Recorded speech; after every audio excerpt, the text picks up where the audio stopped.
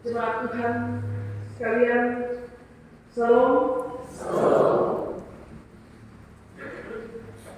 Saudara-saudari sekalian, orang tua juga anak-anak. Kita hidup dalam suatu tatanan di mana kepintaran dan ketidakpintaran dan atau kebodohan diukur melalui strata pendidikan atau tingkat pendidikan.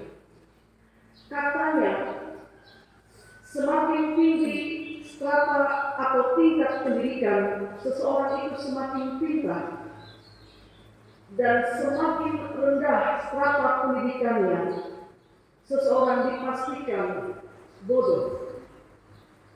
Pertanyaannya adalah, benarkah demikian? Kalau barometer kepintaran seseorang diukur dari strata pendidikannya, maka bagaimana dengan seseorang yang bergelar akademik fantastis tapi dia mencuri? Kalau barometer kepintaran seseorang diukur melalui strata atau tingkat pendidikan, maka bagaimana dengan seseorang yang punya macam-macam gelar akademik? Dia melakukan percobaan bunuh diri karena depresi. Lalu bagaimana dengan orang yang minim pendidikannya, tapi dia sukses menjalankan usahanya dengan omset miliaran dan dia duduk di meja pimpinan sebagai bos? Apa arti pendidikan sebenarnya? Sehingga kita dan anak-anak kita harus terdidik. Kenapa kita harus sekolah, Bapak-Bapak? Semakin hari biaya sekolah semakin mahal. Tapi kita semua dituntut untuk wajib sekolah. Bahkan itu harus jadi prioritas kita siapkan tabungan pendidikan anak-anak kita. Lalu saat mereka tiba pada usia sekolah, kita pilih sekolah-sekolah dengan kualitas terbaik untuk menyekolahkan mereka di sana. Kenapa kita harus terdidik? Apakah baca dan tulis saja tidak cukup? Saudara, di kalangan bangsa Israel, pendidikan di istana bagi anak-anak raja itu jauh berbeda dengan pendidikan di kalangan rakyat atau pendidikan bagi rakyat jelata. Itu berbeda. Karena kepentingannya adalah untuk melanjutkan estafet kepemimpinan, maka anak-anak raja dididik oleh pengajar-pengajar terbaik secara khusus dalam berbagai bidang ilmu, karena mereka harus dipersiapkan untuk jadi pemimpin satu bangsa yang bersama. Maka saudara perhatikan cara Yosafat mengatur pemerintahannya waktu dia menjadi raja setelah Asa ayahnya meninggal.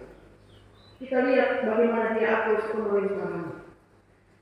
Dia taruh tentara-tentaranya di semua kota berkubu. Lalu di tanah Yehuda, di kota-kota yang direbut oleh pendiam ayahnya, dia tempatkan pasukan-pasukannya di sana. Secara politik, kalau pagar kuat, maka rumah akan aman. Di titik-titik terdepan, dia tempatkan pasukan-pasukannya.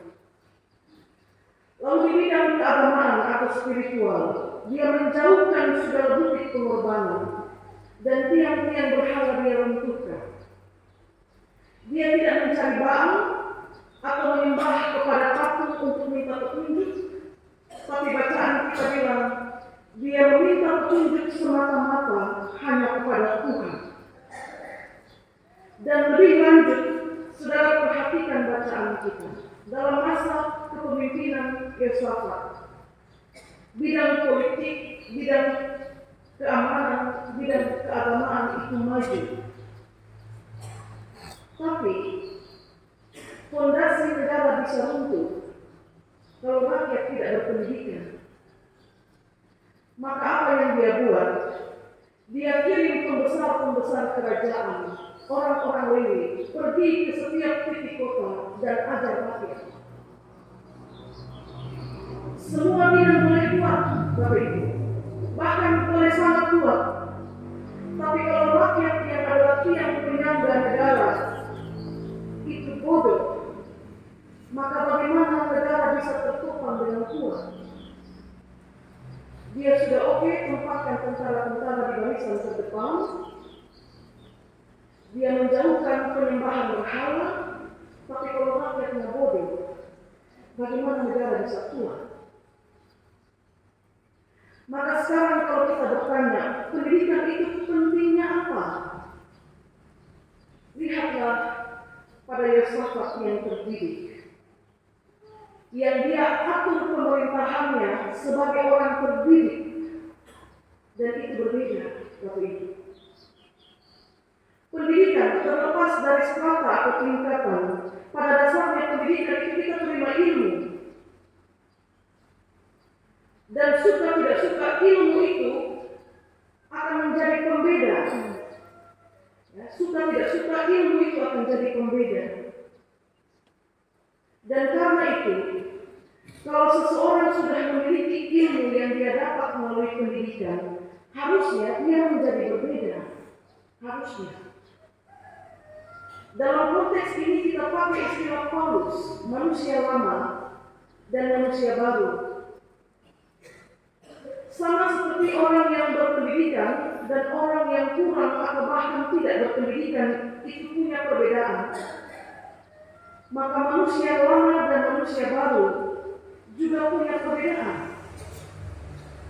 Dan titik perbedaan manusia lama dan manusia baru itu terletak pada penerimaan pengajaran. Itu titik yang membedakan.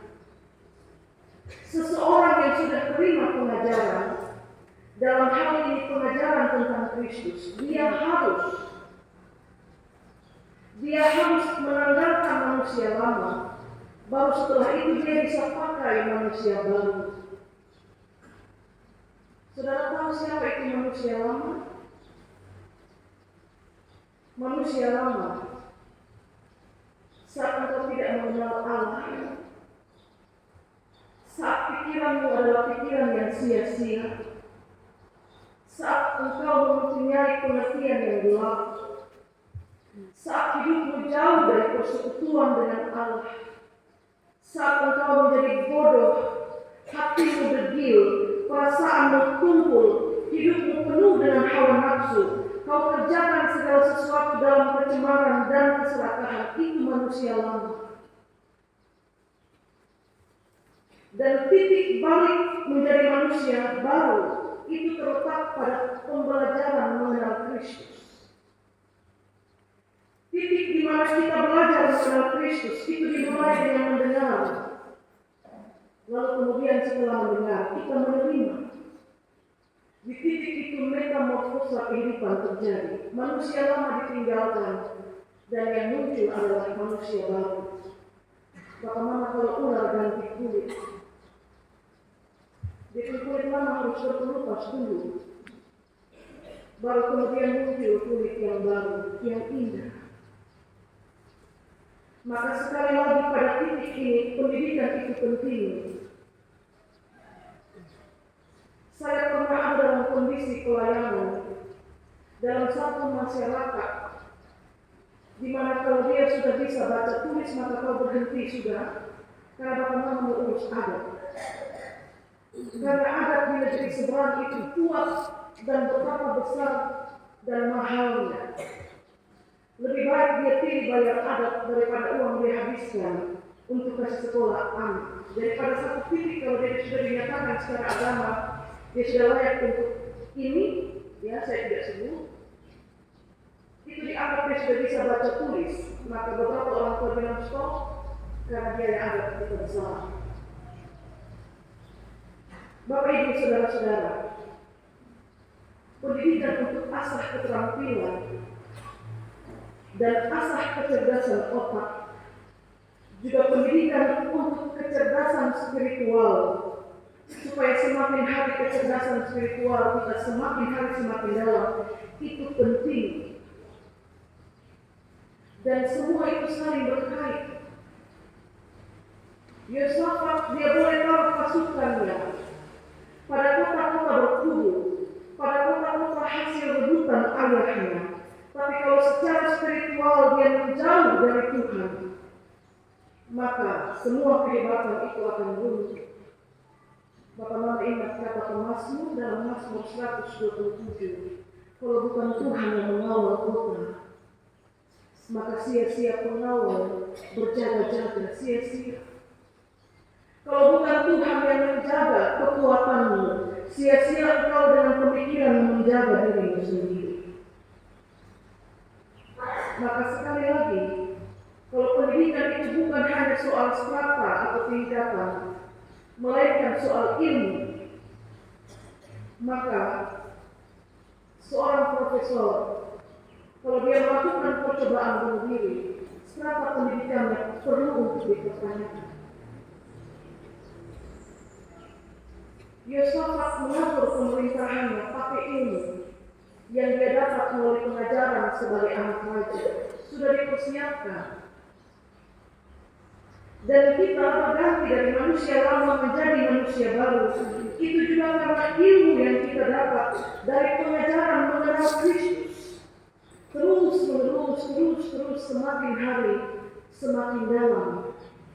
Kenapa belajar terus-menerus Bapak Ibu?